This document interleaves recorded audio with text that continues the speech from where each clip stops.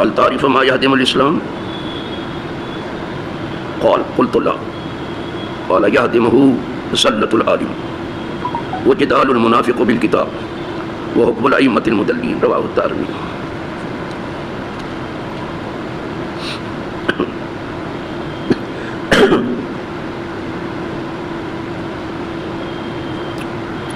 دارمی شریف کی حدیث آپ سن رہے تھے.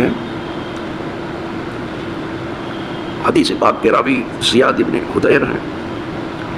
وہ کہتے ہیں کہ مجھ سے عمر فاروق نے کہا کہ آپ کو معلوم ہے کہ اسلام کو ڈھانے والی کون سی چیز ہے؟ جب اسلام کا عروج تھا تو بات بھی ہر جگہ اسلام کی ہوتی تھی،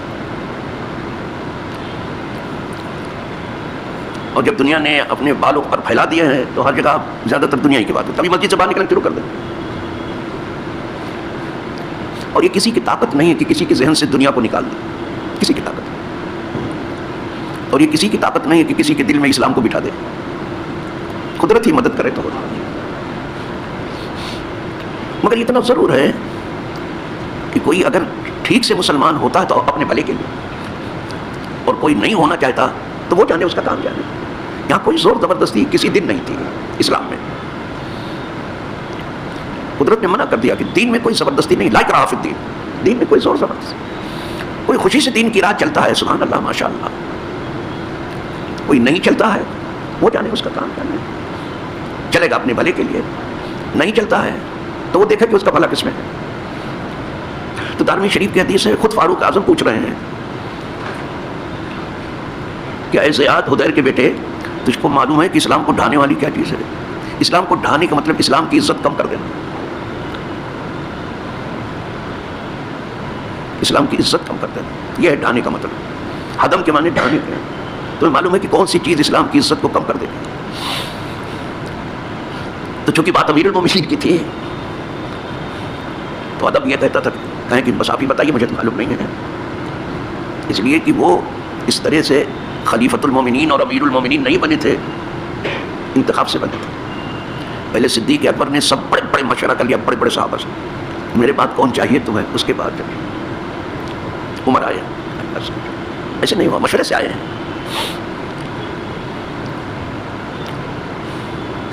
تو کہا مجھے تو معلوم ہے کہ کون سی چیز اسلام کی عزت کو کم کر دے گی، اسلام کو ڈھانے والی. قلت اللہ، میں نے کہہ دیا نہیں مجھے معلوم نہیں ہے. قال یہدمہ زلۃ العالم. تو فرمایا کہ اسلام کی عزت کو بہت کم کر دینے والی چیز جو ہے عالم کی لغزش ہے، عالم کا پھسلنا ہے. بہت خطرناک ہوتا ہے. مجھے تو اس بچے کی بات کبھی بھولتی ہی نہیں. کہنے کے لیے وہ بچہ تھا، لیکن خدا جانے بچپن میں اللہ نے کیا عقل دی تھی اس کو.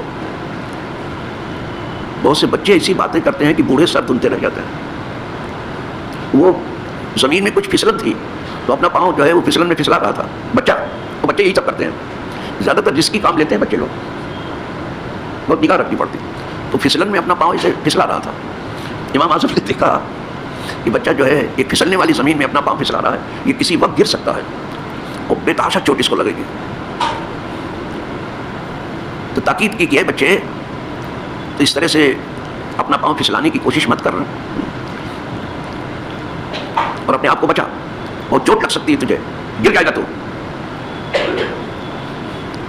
بچہ رک تو گیا، لیکن کہنے لگا کہ اے امام، اگر میں پھسلتے پھسلتے گر بھی گیا تو خود ہی گروں گا. آپ اپنے کو بچانا، آپ گریں گے تو آپ کے ساتھ ایک امت گرے گی. دیکھا آپ بچے کی بات کر گیا.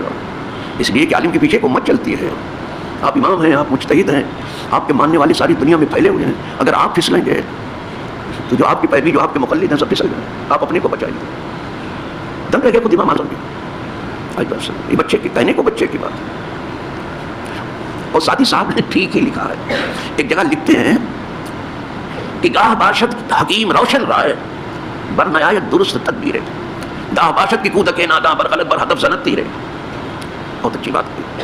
کہا کبھی کبھی ایسا ہوا، ہمیشہ تو نہیں ہوتا ہے، لیکن کبھی کبھی ایسا ہوا ہے کہ جو بہت روشن خیال، روشن دماغ، روشن رائے رکھنے والا حکیم کسی مریض کے علاج میں درست تدبیر نہیں کر پاتا، جیسی چاہیے نہیں کر پاتا، فیل ہو جاتا ہے. کبھی ایسا ہوتا ہے. اور کبھی ایسا ہوتا ہے کہ ایک بچہ نشانے پر تیر لگا دیتا ہے. ایک بچہ کودک، لڑکے پر کودک نادا لکھا ہے، نادان بچہ کبھی کبھی ٹھیک نشانے پر لگا دیتا تیر. یہ کبھی کبھی یہ انہیں بچوں میں ایک بچہ تھا، ٹھیک نشانے پر گفتگو کی ہے اس نے کہ آپ اپنے کو سنبھالیے، اگر آپ گریں گے تو آپ کے پیچھے امت گرے گی. آئے ہے اللہ بچے. اب اس کو اور کھول دوں تھوڑا سا میں. جب سے اسلام اس دنیا میں آیا ہے اس کی مخالفت ہوتی رہی، اور یہ نہیں کہ 1400 برس پہلے اسلام آیا ہے، یہ تو ہمارا اسلام ہے. اسلام بہت پہلے آیا. حضرت آدم علیہ السلام اسلامی لے کے آئے. نوح علیہ السلام جو پہلے رسول ہیں اسلامی لائے. ابراہیم علیہ السلام اسلامی لائے تھے. اسحاق علیہ السلام، اسماعیل علیہ السلام اسلامی لائے. یعقوب علیہ السلام، یوسف علیہ السلام، موسیٰ علیہ السلام، عیسیٰ علیہ السلام سب اسلامی لائے تھے. دین جتنے انبیاء ہیں سب کا اسلامی ہے. اچھی طرح سمجھنا، دین الگ الگ نہیں، دین سب اہل کتاب کا ایک ہے. شریعتوں میں اختلاف ہے. تو جب سے دین آیا، اب آپ پوچھے دین ہے کیا، دین اسلام ہے کیا؟ بہت شارٹ میں اگر کوئی بتائے تو سچائی کا نام. اس دنیا میں جتنی خوبیاں ہیں وہ ہمیشہ کم رہی ہیں. سچائی ہے، ایفائے عہد ہے، امانت ہے، صداقت ہے، عدالت ہے، طہارت ہے، تقویٰ ہے. سب چیزیں کم رہی. دین ہی سچائی لے کے آیا، اور یہ دنیا سچائی کو ذرا جھیل نہیں پاتی. برائی جتنی بھی جھیلنے کے لیے تیار ہے، سچائی کو بڑی مشکل سے. اسی لیے کہا گیا سب سے کڑوا گھونٹ جو آدمی نے حلق کے نیچے آج تک اتارا ہے وہ سچائی کے سوا کوئی دوسری چیز ہے. اگر حکومت سے پوچھے تو کسی بھی حکومت سے، یہ نہیں کہ یہاں کی حکومت سے، کسی بھی حکومت سے پوچھے کہ آپ کیا سب پوچھتا ہے سچائی بھی ہے، بہت مشکل ہے ملنا. کئی ہزاروں میں کوئی ایک سچا ہوا ہے حکمراں ہوئے ہیں، سچے حکمراں بھی ہوئے ہیں، لیکن کئی ہزاروں میں بنتے سب ہیں اپنے کو، لیکن ہے نہیں. ہیں تواقع کچھ نظر آتے ہیں، کچھ دیتے ہیں دھوکہ یہ بازی کر کھلا. سچائی نہیں ہے یہاں. وعدہ پورا کرنا یہاں نہیں جانتے، امانت کو نہیں جانتے، طہارت کو نہیں جانتے، عدالت کو نہیں جانتے. نام ہے عدالت کا، عدالت کدھر ہے؟ نام ہے عدالت کا، عدالت کدھر ہے؟ یہ دودھ کا دودھ اور پانی کا پانی کرتے نام ہے، چل رہا ہے. دھوکے کی ٹٹی ہے، چلتی ہے. یہ دنیا ایسی ہی چلتی رہی. تو سچائی جو ہے بڑی مشکل سے آدمی قبول کرتا ہے، بڑی مشکل سے. سب سے کڑوا گھونٹ جو آدمی نے حلق کے نیچے اتارا سکتی بات. اسی لیے عرب میں عربوں کا ایک مقولہ ہے، وہ بولتے ہیں کہ الحق و مرن، حق کڑوا ہوتا ہے. جب تک اسے کیپسول بنا کے نہ دیا جائے کوئی حلق کے نیچے اتارتا نہیں. جی صاحب ابھی چیز کو کیپسول بناتے ہیں. یہ کیپسول کیوں بنا؟ اس کو اسے نہیں کھا سکتے تھے آپ، اتنا کڑوا ہے وہ. کیپسول بنا دیا تب نکل لیا. تو اسی لیے بیچارے علماء کوشش کرتے کچھ کیپسول بنا کے حلق کے نیچے اتارے، پھر بھی کتنوں کے حلق میں کیپسول بھی پھنس رہا ہے. کیا کریں؟ زیادہ تر لوگ پھنس رہا ہے، نہیں اترنا. کیا کر رہا ہے؟ تو یہ سچائی کا نام ہے دین. دین سچائی کا نام. دین سچائی چاہتا ہر جگہ میں. اس کی بات میں سچائی ہو، اس کے عمل میں سچائی ہو، اس کی فکر اور اس کی سوچ میں سچائی ہو، اس کے دل اور دماغ میں سچائی ہو. یہ دین چاہتا ہے. اسی لیے کہا گیا لوگوں سچے ہو جاؤ، اچھے ہو جاؤ گے. اگر اچھا ہونا ہی ہے تو سچے ہو جاؤ. اور کوئی پوچھے اس دنیا میں سب سے بڑا مجاہدہ کیا ہے؟ ریاست مجاہدہ، تو کہتے سچائی. سچائی سے بڑا کرنا. تو فاروق اعظم نے پوچھ لیا کہ اسلام کو کون سا، سمجھ آیا کہ اسلام سچائی کا نام ہے، تو اسلام کی عزت کو کون سی چیز کم کرے؟ کہا ذلت اللہ. اس کو کھولوں تو جس دن سے اسلام آیا یہ دنیا پیچھے پڑی ہوئی ہے. اس کو حرف غلط کی طرح سے مٹا دو. جیسے غلط حرف لکھا جاتا مٹا دیا جاتا ربڑ سے، اسی طرح سے اسلام کو جس دن سے آیا ہے حرف غلط کی طرح سے مٹا دینے کی کوشش کی گئی. لیکن سچائی بھی ایسی ہے کہ جتنا مٹانے کی کوشش کرتے اتنے اوپر آتے ہیں. یہ بھی سمجھ لینا آپ، نہ مٹا ہے نہ مٹے گا کبھی. چلتے مٹ گئے، مٹتے ہیں آگا تیرے. ہاں، نہ مٹا ہے نہ مٹے گا کبھی. سچائی میں اتنی زندگی ہے، جتنا دباؤ اتنی اوپر آئے گی، اتنی اوپر آ جائے گی. یہ سچائی مکھن کی طرح سے ہے. دودھ نیچے رہ جاتا مکھن اوپر آ جاتا. وہ مکھن ہے دودھ کا جسے سچائی کہتے ہیں. آپ کیا کرو گے؟ مکھن نیچے چلا جائے، بالکل نہیں جائے گا وہ. جتنی کوشش کرو اتنے اوپر آئے گا. لیکن تھوڑا اس پر بہنا سچائی پر یہ بہت مشکل. انگارہ ہاتھ میں لینا ہے. کہنے کے لیے بہت آسان ہے، لیکن سچائی پر جینا یہ انگارہ ہاتھ میں لینا ہے. کالقابض فی ید الجمر، ایسے جیسے انگارہ ہاتھ سے پکڑو. تو جس دن سے لوگ اس کو مٹا دینے کی فکر میں رہے، اور خود ہمارا دین اسلام یہ حضور لے کے آئے تو اس کو مٹا دینے کی فکر. دیکھا کہ مکے والوں نے کیا کیا، سرکار کو رہنے تک نہیں دیا وہاں. ہم مدینہ تشریف لے گئے. اس کے بعد تو پھر چلتا ہی رہا معاملہ. بعد میں انگریزوں نے اس دین کو مٹانے کے لیے نیا نبی پیدا کر ڈالا، غلام احمد قادیانی، لیکن یہ داؤں کا زیادہ نہیں چلا، نئے نبی کو اس امت نے قبول نہیں کیا، یہ داؤں زیادہ نہیں، کچھ شرح ضرور قادیانی ملیں گے کچھ اور آج نان مسلم اقلیت ہو کر کے رہ گئے ہیں وہ. تو انہوں نے دوسری چال چلی کہ کسی مولوی کو پکڑنا چاہیے عالم کو، تو محمد ابن عبد الوہاب نجدی کو پکڑا، یہ داؤں چل گیا، اس کی وجہ سے اسلام کو پتہ لگا، جہاں سے وہابیت شروع ہوئی. آج بھی پوری وہابیت مغرب کی دل دادا ہے، نام اللہ کا لیتی ہے، کام مغرب کا کرتی ہے، ان کا کپڑا دھونے میں لگی ہے. یہ جو فتنہ ابھی نیا چلا تھا اسلامی اسٹیٹ کا، یا اسلامی اسٹیٹ بنانے چلے تھے اور اسلامی ملک پر حملہ، یہ ذرا اسلامی ملک بنانا اور اسلامی ملک پر ہی حملہ، یہ ذرا دیکھ لیجیے سر. اس میں کسی اور کی بات تو نہیں مجھے کرتا ہوں، محمد بن سلمان کی بات کرتا ہوں، سعودی عرب کے. اس نے کہا ہم نے تو وہابیت کو اس لیے پروان چڑھا ہے کہ امریکہ نے کہا، تو امریکہ جب کہے گا اپنے مطلب کے لیے کہے گا، ہمارے مطلب کے لیے. کسی مسلم ملک نے نہیں، امریکہ کے پالے ہوئے ہیں، اسی لیے پوری وہابیت مغرب صدا ہے، مغرب کی غلام ہے، مغرب کا کپڑا دھونے، مغرب کے فوجی ہے. ہاں شیعت البتہ ان کے مقابلے میں الگ ہے، اس لیے پابندی ایران پہ سعودی عرب پہ ہے کوئی پابندی نہیں.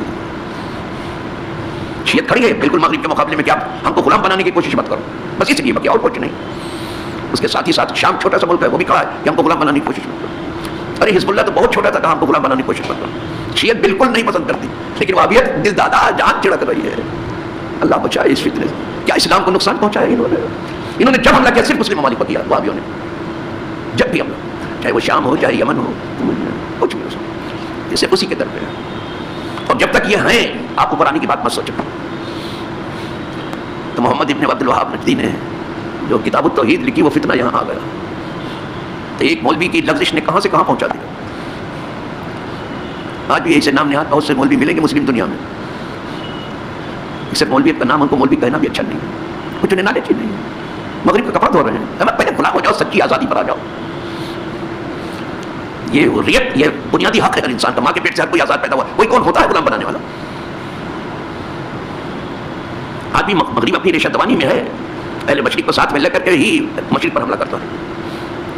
وہ بکرا ٹوٹنے کے لیے نکلتا ہے کہ کون ہماری راہ میں قربانی پیش کرے. جیسے یوکرین کو بکرا بنا دیا، ابھی ایک بکرا ذبح نہیں ہوا تو ٹھیک سے فن لینڈ تیار ہو گیا، میں بھی بکرا ہوں ذبح کرنا تجھے. کیا ہے حماقت اس سے؟ عوام ذبح ہو رہی ہے، آپ پتہ نہیں کیا سوچ رہے ہو. عوام بے جگہ ہو رہی ہے، بے گھر ہو رہی ہے، بے امان ہو رہی ہے، بے سایہ ہو رہی ہے. آپ کو اپنی بڑائی سوچی ہوئی ہے، جنگیں ڈالی جا سکتی تھی، لیکن کچھ لوگ اس دنیا میں یہاں کے مالک بننا چاہتے ہیں کہ تنہا ہم اس کے مالک ہیں، سیاہ و سفید کے جو چاہے کریں. اس فکر میں سب کچھ ہو رہا ہے. خیر اب سمجھ میں آیا کہ ذلت العالم کہاں لے جاتی ہے، کیا حالت ہو گئی ہے. مسلمان خود مسلمان کے سامنے آ گیا، آتے رہے. اور وہابیت کو دیکھ لینا، کبھی بھی یہ کفر سے نہیں ٹکرائے گی، کبھی بھی مسلمانوں ہی سے ٹکرائے گی، اس کی خاصیت ہے. وہی تو فاروق اعظم نے کہا کہ عالم کی لفظش، عوام کا پھسلنا ایک آدمی کا، لیکن عالم کا پھسلنا ایک امت کا پھسلنا. آئی بات سمجھ. چلو دوسری کون سی چیز ہے؟ وہ جدال منافق بالکتاب، اور منافق کا جھگڑا کرنا کتاب کے ساتھ. جو زبان سے مسلمان ہے دل سے کافر ہے، وہ قرآن شریف میں جھگڑا، یہ آیت کیسے آ گئی، وہ آیت کیسے آ گئی، اس کے یہ معنی ہوئے، اس کے سب کو مشکوک بناتے رہتے ہیں یہ منافق لوگ. آئی بات سمجھ.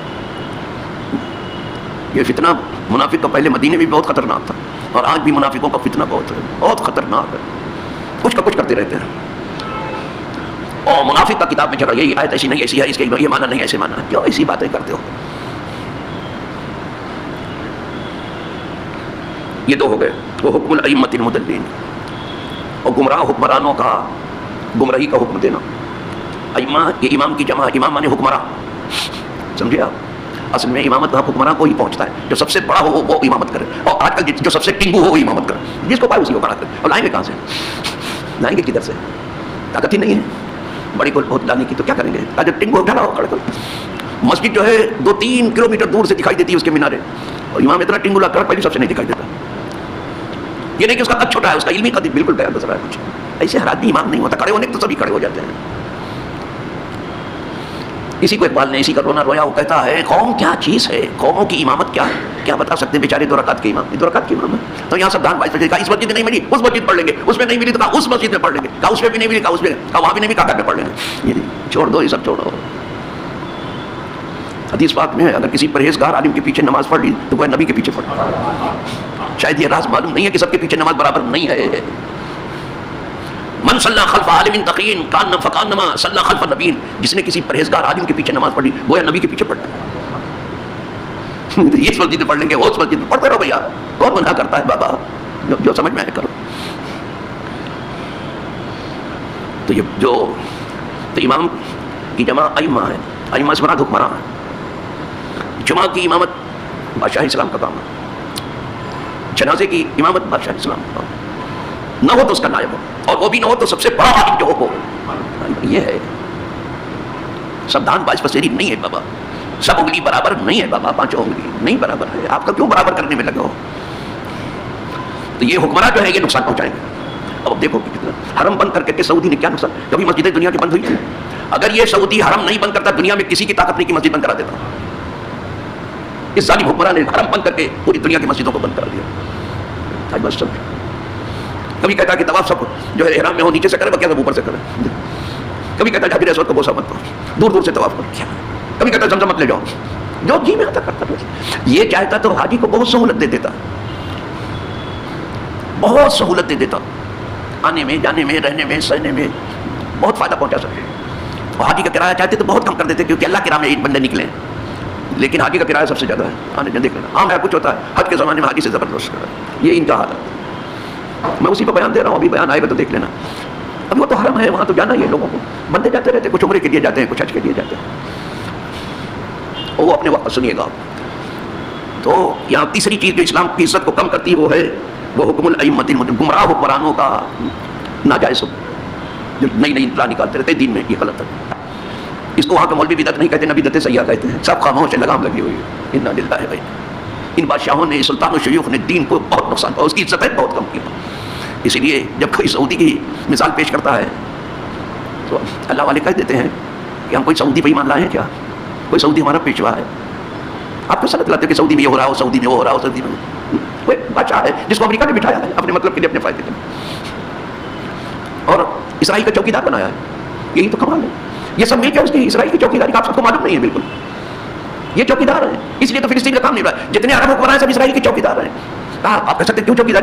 کہا اسی پہ تو حکومت ملی ہے. امریکہ ان کو چوکیدار بنا بے فکر ہو گیا. مسلمان کو کیا بتاؤں، کچھ سیکھا ہی نہیں ہے، اور نہ کچھ سیکھنے کی ارادہ ہے تو کوئی زبردستی ان کے حلق میں اونڈیل دے گا جاؤ ادھر. یہ چوکیدار لوگ ہیں. انا للہ. تو تیسری چیز جو اسلام کو کم کرے گی یہ گمراہ حکمرانوں کا حکم ہے. انہیں ناجائز اللہ بچائے تینوں آفتوں سے، عالم کی لفظ سے بھی، منافق کے کتاب میں جھگڑے سے بھی، اور ان ظالم حکمرانوں کے باطل حکم سے بھی. اس امت کو بچا لے. وآخر دعوانا الحمدللہ رب العالمین.